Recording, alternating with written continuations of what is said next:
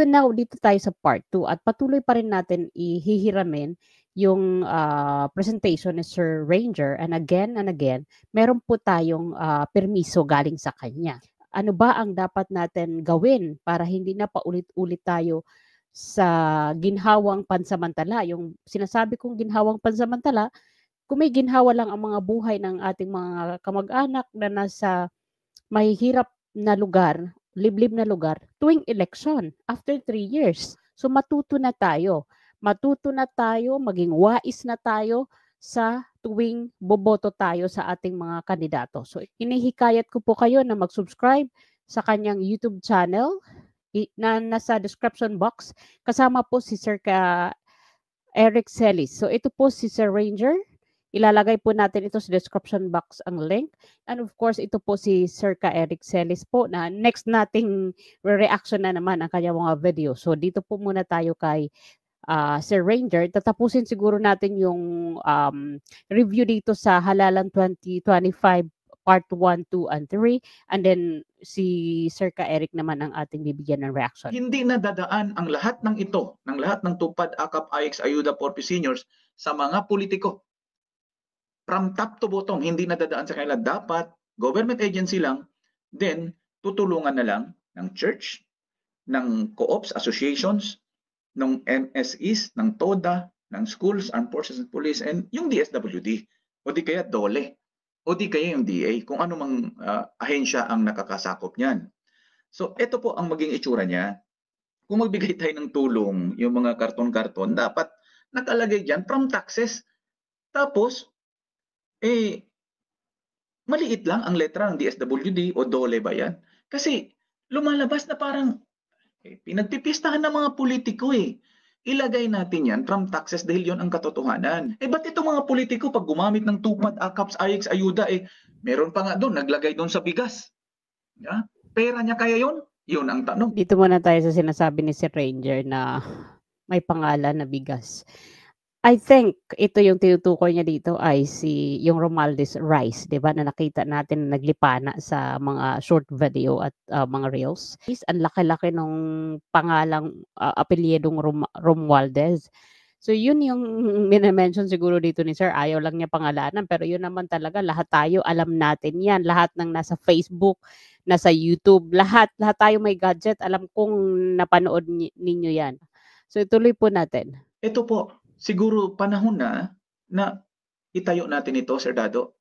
People's Advisory Council, idikit natin ito. Yung People's Advisory Council, idikit natin sa mga government agencies. Ewan ko lang, Sir Ranger, kung ganun kadali ang magtayo ng People's Advisory Council at kung paano nito ang magiging proseso. Kasi syempre, organisasyon ito na gusto natin maging legal. At syempre, kung maging legal ito, dadaan talaga ito sa tamang proseso para maaprubahan at na-implement itong sinasuggest mong People's Advisory Council, which is very good.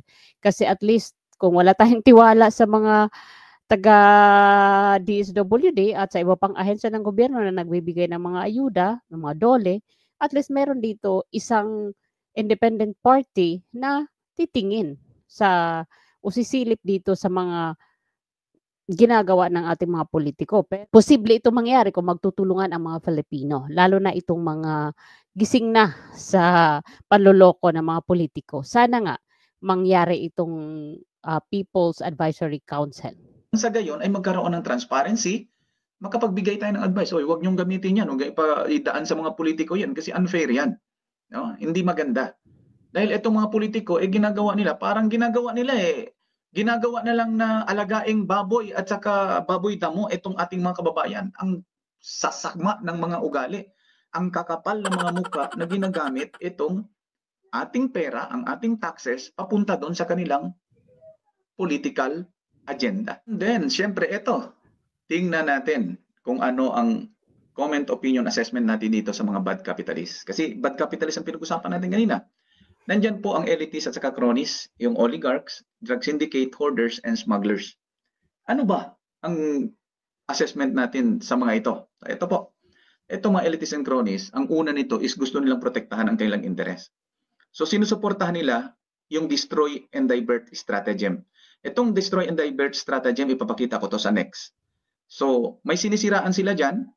Habang sinisiraan nila, nada-divert yung tunay na sitwasyon, yung kanilang kapalpakan, nada-divert. Hindi na nakikita. Ang nakikita, yung kanilang dinidestroy. So, makikita nyo yan later. So, chance corruption. Pag may chance na mag-corrupt yan, talaga mag-corrupt. So, ini-instigate nila yung ICC. Why? Siyempre, cronies yan eh. Gusto nila manatili ang kanilang, manatili sila dyan sa posisyon at magkamal, no? Impeachment, siyempre, gusto nila kasi siyempre, pag hindi nila napa-impeach yung kalaban nila, abay, magkaroon sila ng malaking problema. So, strengthen cronyism yung gusto nila. And yung last dyan, gusto nila i-control yung financial institutions natin at ang politics. So, si oligarchs, anong gustong gawin ito? So, yun lang din. Protect yung interest niya. Nagpapondo ito ng, para magkaroon ng connection doon sa high position, mga people with high positions in government. So, nagpopondo rin to sa mga politicians. Ngayon, sigurado, mga oligarchs, nagpopondo na yan. Yung sinasabi ni Sir Ranger na nagpopondo ng mga oligarchs sa mga high profile o sa mga high position sa politics, totoo yan. Kasi, once natanggapin ito ng mga, mga politician na mga pinupondo ng mga oligarchs, yung patarpulin, pa-t-shirt, kung ano-anong mga kaek-ekan before the election o sa election campaign. Ano to may kapalit ito once na maupo na itong mga kandidatong kanilang pinunduhan, andyan na ang singilan. Of course, since nakatulong itong mga oligarchs during campaign period, kailangan sumunod ka sa kanilang mga gustong mga kahilingan. Hindi ka pwedeng tumanggi kasi ikot-ikot lang yan, isusumbat sa'yo yung mga itinulong nila during campaign. Na kesyo hindi ka mananalo, kung hindi kami ang nagpondo sa'yo sa ginamit mo sa kampanya o ganyan-ganyan. Ganun yan. Kaya napaka true to life nitong explanation ni Sir Ranger. Talagang totoong nangyayari to. Hindi lang to yung gawa-gawa, kundi talagang lahat ito nangyayari. Ganito ang kalakaran sa amin. Until now, kaya nga ang Northern Samar, the poorest province in Visayas, kasi until now, this is happening. Kahit wala na ako doon sa amin, nandito na ako sa abroad, alam ko dahil nasa nasa social media, na i-report sa akin ng aking mga kamag-anakan kung ano pa rin ang nangyayari sa amin. Ganun pa rin. Kaya wala na itong improvement hangga't hindi napapalitan tong mga kandidato na ang kanilang intensyon ay magkurakot lang at magbulsa ng mga pera ng taong bayan. Hindi na mag-i-improve ang Northern Samar. Ganun na lang. Malulugmok at malulugmok. Not all places in Northern Samar, particularly where I came from. Mahirap mag-mention kasi sabi ko nga, nandun pa yung aking mga kamag-anak. Baka sila ang buweltahan dito sa kadadaldal ko. Pero sana tamaan kayo nitong aking mga binavlog. Alam ko na alam nyo kung sino yung mga sinasabi ko. Tuloy tayo. Ito ang ICC. Why? Because nagkaroon ito ng sama ng loob sa nakaraang administrasyon. So, influence politics. So, yan talaga. Oligarchs nga to monopolize resources. So, monopolize nila yung resources. Then, mamanipulate nila yung economy. So, si drug syndicate, ano naman ginagawa nito? So, yun, mag-fund yan, political network. Fund versus adversary. Sino bang adversary nito? Di ba yung former administration din naman. At saka yung, siyempre, yung BP ngayon. Fund to connect to higher position, people with higher position. So, meron yung pondo, nagpopondo ang mga yan. Fund versus anti-drug campaign. Siyempre, meron yung mga anti-drug campaign, siyempre pupundohan nila yan para, alam mo na, kaya nga tinitira nila yung mga nag-anti-drug campaign last time Correct. Kasi alam mo itong sinasabi ni Sir Ranger dito. Nangyari ito sa sa Osamis. Kasi yung husband ko siyempre my husband is from there. At nung hindi pa nawawala sa Osamis tong mga Parohinog, ganun ang palakad sa Osamis. Iba ang takot ng mga tao sa Osamis noon nung naghari-harian pa ang mga Parohinog dahil pinupunduhan nila ang mga politician. At sila mismo politician talaga sila, yung mula sa mayor, 'di ba? Mula sa mayor, pamilya lang nila, yung vice mayor nila, anak din. Gano'n. Ang ano noon, ang na-o-observe ko noon, pagka kami ay nagpupunta sa Osamis, kasi ang asawa ko hindi naman galing do'n mismo sa sentro, kundi magbabiyahe pa kami like 45 minutes to, papuntang Osamis, so mga 45 to 1 hour pa 'yan.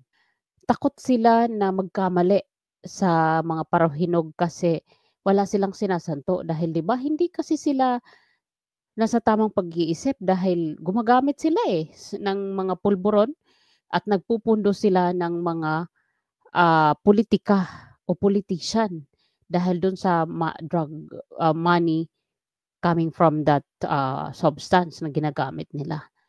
Nung nawala sila, itong mga paruhinog, nag-iba yung, parang nakawala sa hawla ang mga tao sa Osamis. Nagkaroon ng laya. This is based on my observation, ha, kasi hindi naman ako nag-i-interview sa mga biyenan ko kung ano. Pero based on my observation na nandun ako, parang iba na ang nangyari. Parang nagkaroon ng laya ang mga tao at, ano sila, yung parang nakawala sa hawla. Kasi nung ang mga paruhinog pa ang namumuno sa city ng Osamis, hindi naman gano'n nag-improve ang Osamis. Hindi naman gaanong naayos yung kanilang mga, walang masyadong infrastructure. Pero ang mga paruhinog kilala sa gamit o, na supplier o mga drug lord sa pinagbabawal na gamot. So, eto yun.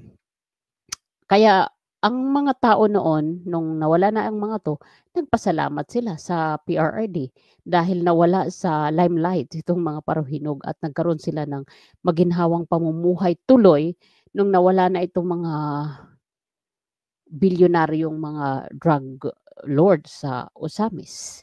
Kasi para lang naman sa sarili nilang pang-interes yung kinikita nila diyan sa pagpalitan ng pinagbabawal na substance. Sa kanila lang, hindi naman para sa city ng Osamis. So, mayaman sila pero wala silang infrastructure na nagawa sa Osamis. At tumahimik ang bayan ng Osamis nung wala sila. Kasi nag-iba, as in nagkaroon ang bottom line, nagkaroon ng laya ang mga tao. Malaya silang nakakakilos. Kasi noon takot sila na walang sinisino itong mga paruhinog. Iba yung takot na naramdaman nila nung PRRD na natatakot sila sa tukhang, pero in a way na safe sila na maglalakad sa kalsada.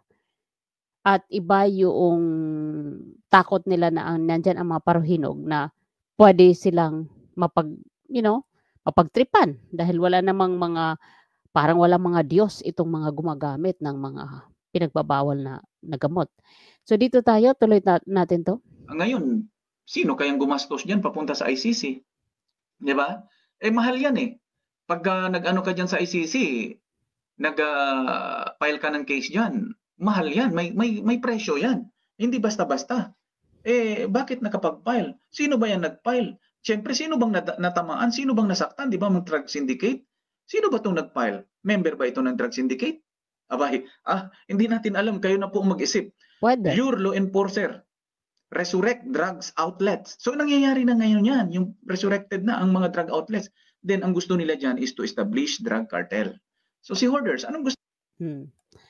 Ayan, mas resurrected na ang mga gumagamit ng pulburon at even yung mga nakakulong dahil sa paggamit ng pinagbabawal na pulburon. Nagkaroon ng laya, 'di ba? Ang mga si Dilima na tinaguri ang drug queen. Si Espinosa, ito yung gumagamit o self-confessed drug lord. Eto, convicted ito pero ayan, nakalaya. Nagsipaglaya itong mga malalaki ang kaso dahil dito sa pinagbabawal na gamot. Pero ayan, dahil sa malakas sila ngayon sa administrasyon, na-resurrect sila dun sa kanilang pagkakalugmok doon sa kulungan. At supported sila ng mga ating mga lespo. Alam niyo kung bakit? 'Di ba yung mga speeches ni yung ating PNP chief na okay lang naman yung gumamit nung pulburon dahil nga para sa oras, pagpahaba ng oras, lalo na sa mga drivers ng buses na pampasahero para hindi sila antukin. At, dinedepensahan pa ito ng spokesperson ng PNP ni yung may nunal na si Fajardo, 'di ba? So, gano'n na nga yun. Saan ka pa nakakita na ang Pilipinas ay dinedepensahan ang mga gumagamit ng pulburon kasi kesyo para hindi antukin o kung ano pa man.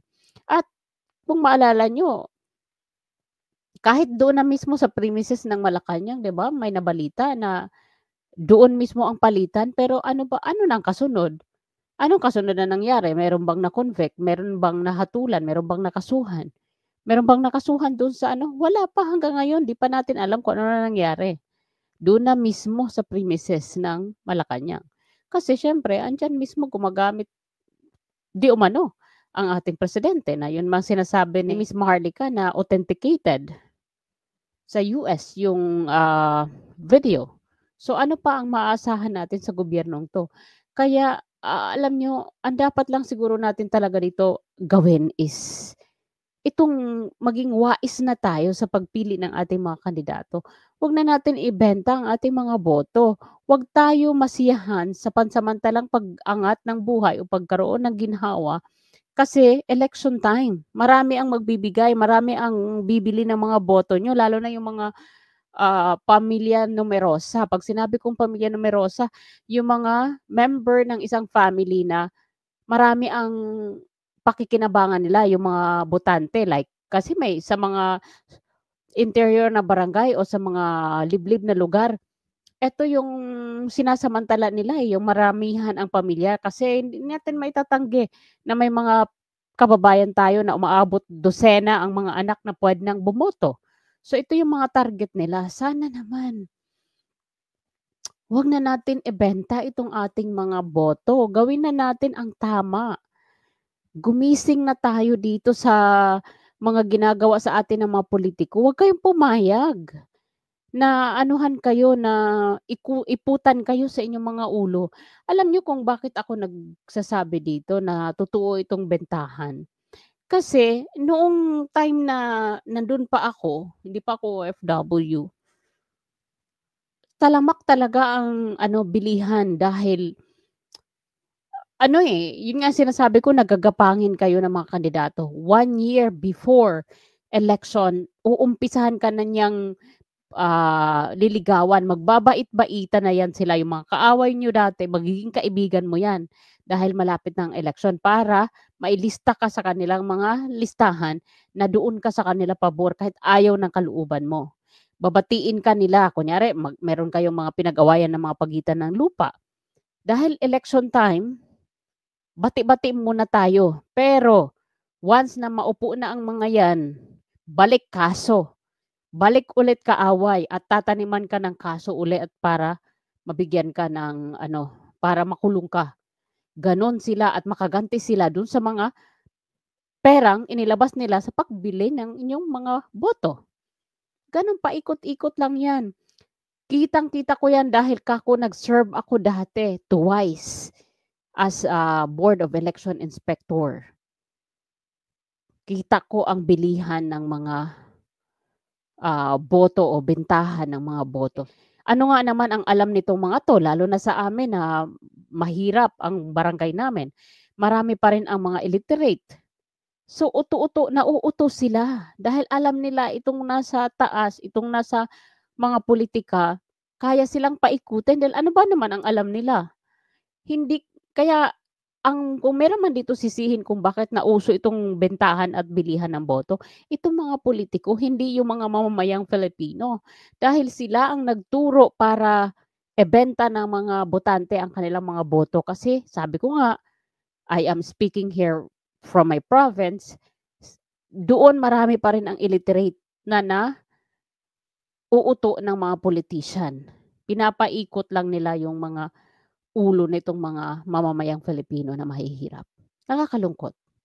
Sana magising na tayo sa tama at 'wag na natin hayaan na kontrolin ang ating mga damdamin sa pagpili ng totoong kandidato sa eleksyon nitong mga politiko na hindi karapat-dapat diyan sa kanilang mga posisyon.